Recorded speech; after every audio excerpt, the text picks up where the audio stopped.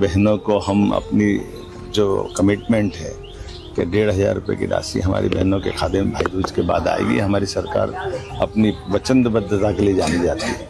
एक और निवेदन करना चाहूँगा कि भावांतर योजना के माध्यम से तमाम भ्रांतियों को अलग हटा करके हम एमएसपी पे किसानों को उनकी रकम दिला करके रहेंगे। हम कोशिश ये कर रहे हैं कि हमारी सरकार अब पहले 10 तारीख से पंजीयन करने वाली थी, 25 तारीख तक मुझे बताया गया कि फसल जल्दी है, तो हमने 3 तारीख से ही पंजीयन प्रारंभ कर दिया और 24 तारीख से जहाँ किसी भी मंडी में किसान अपना माल बेचे, उनको कोई लाइन में लगने की ज़रूरत नहीं है, उनको कोई धक्के खानी है, उनको कोई FAQ का जो नाटक चलता था उसकी आवश्यकता नहीं है। और हमने प्रशासन को, कलेक्टरों को, सभी अधिकारियों को निर्देश जारी करे हैं हर हालत में व्यापारियों को उनकी तरीके से व्यापार भले ही करे, लेकिन किसानों को घाटा नहीं हो, उनकी फसल का उचित दाम उनको मिले और डिफरेंस अमाउंट हमारी सरकार देगी।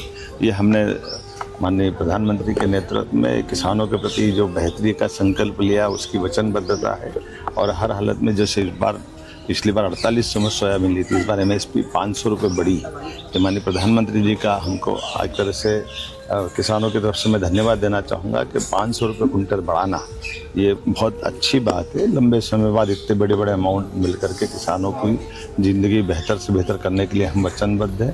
साथ ही साथ किसान आधारित उद्योगों की दिशा में भी हम आगे बढ़ रहे हैं। जहाँ जहाँ भी मोजेक के पीला मोजेक से या राहत राशि से किसानों की फसल को नुकसान हुआ, वहाँ भी हम अपनी पर्याप्त धनराशि देकर किसानों के हर कष्ट में हम बराबरी से खड़े हैं। जैसे हमने पिछले समय गेहूं के समय भी जो कमिटमेंट किया था 2425 का तो MSP था और हमने 175 का बोनस दिया, उनके खातों में आया है।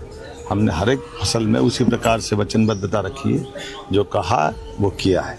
आइए हम सब मिलकर के त्योहारों का भी आनंद लें और सभी वर्गों की बेहतरी के लिए सरकार युवा, महिला, किसान, गरीब सबके कल्याण के लिए लगातार काम करती रहेगी। मेरी अपनी ओर से बधाई।